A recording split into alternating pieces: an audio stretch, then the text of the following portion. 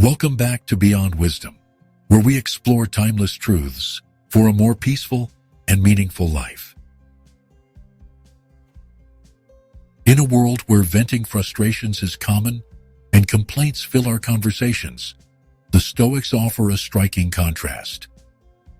They lived through wars, exile, illness, and betrayal, yet they rarely, if ever, complained. Why? Because for them, complaints didn't change reality. They only revealed our misunderstanding of it. Today, we'll explore why the Stoics chose silence over self-pity, and what that choice can teach us about strength, clarity, and peace in our own lives. The Stoics believed that suffering comes not from events themselves, but from our judgment of them. Epictetus, who was born into slavery and walked with a crippled leg, taught that we must not seek for things to happen the way we want them to. Rather, wish that what happens happen the way it happens. When we complain, we are resisting reality, not reshaping it. It's like standing in the rain and yelling at the clouds.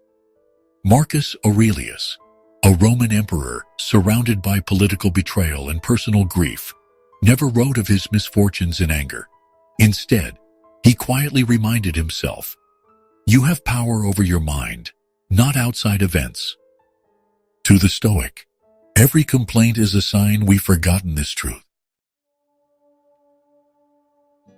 To the Stoics, the soul is strengthened through discipline and resilience. Complaining, by contrast, drains that strength.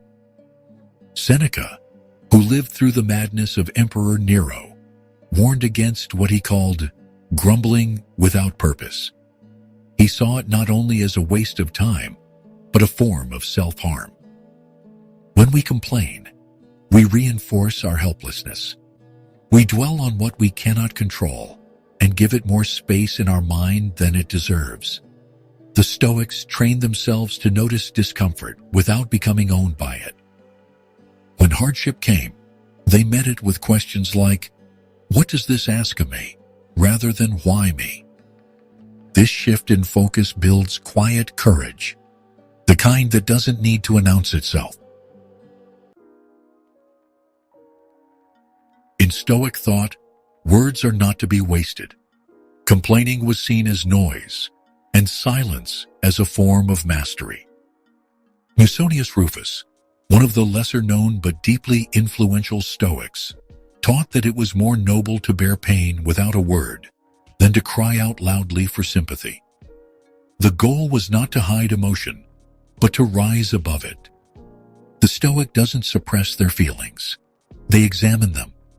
They don't ignore difficulty. They accept it fully, without dramatizing it. This silence, this self-control, is not cold. It's powerful. It's the kind of presence that speaks louder than words, and it invites others to be calm in our company. One of the deepest reasons the Stoics didn't complain is because they never assumed life would be easy. Marcus Aurelius began his mornings by reminding himself he would encounter selfishness, ignorance, and cruelty, not out of pessimism, but preparation. Seneca wrote that we should rehearse misfortunes in our mind, not to invite them, but to be ready when they arrive. This practice, premeditatio malorum, made the Stoic nearly complaint-proof. They expected discomfort, setbacks, even tragedy. So when those moments came, they didn't say, "This isn't fair."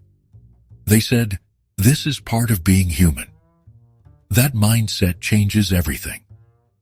It doesn't remove the difficulty, but it removes the shock, and with it, the urge to complain. The Stoics taught that control is the dividing line of peace. We cannot control the weather, the economy, or other people, but we can control how we respond. Complaining keeps us stuck in what we can't change, but action, even small and steady, shifts our attention to what we can. Epictetus told his students, It's not things themselves that disturb us, but our opinions about them. That means we have a choice. If a situation is hard, the Stoic asks, where is my power in this?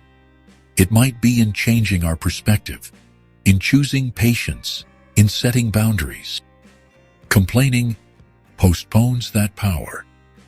It says, I'm waiting for the world to improve before I act.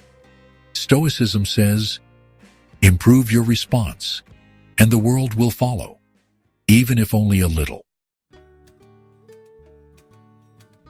There's a common belief that sharing complaints builds connection, that we bond through our struggles. And sometimes, yes, shared burdens can create closeness. But Stoicism warns of the line between honesty and indulgence. Marcus Aurelius reminded himself not to be infected by the sickness of others. When we complain constantly, we pull others into our emotional weather. We train our conversations to revolve around frustration. Instead of lifting each other up, we drown in mutual dissatisfaction. The Stoic, instead, shares reality plainly. They may describe pain, but they don't dramatize it. They may speak of loss, but with reverence, not resentment. In doing so, they build deeper respect, not shallow sympathy.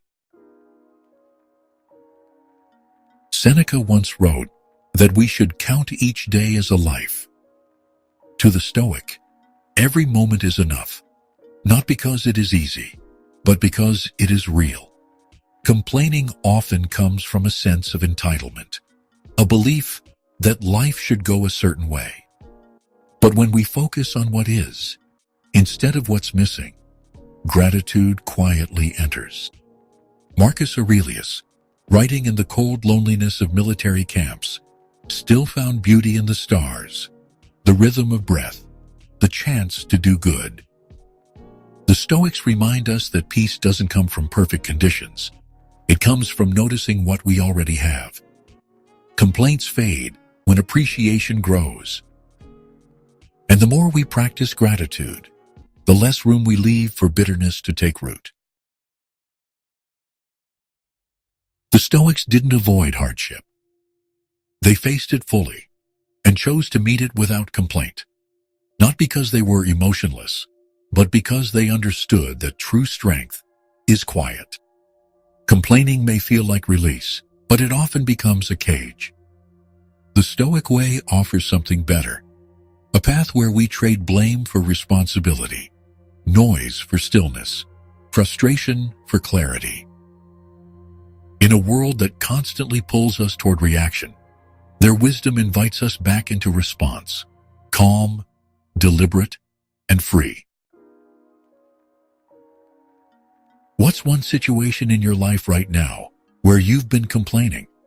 And what would the Stoic response be instead? Share your thoughts in the comments. Thanks for watching. If this video brought you value, subscribe to Beyond Wisdom. Until next time, stay calm, stay strong, and stay wise.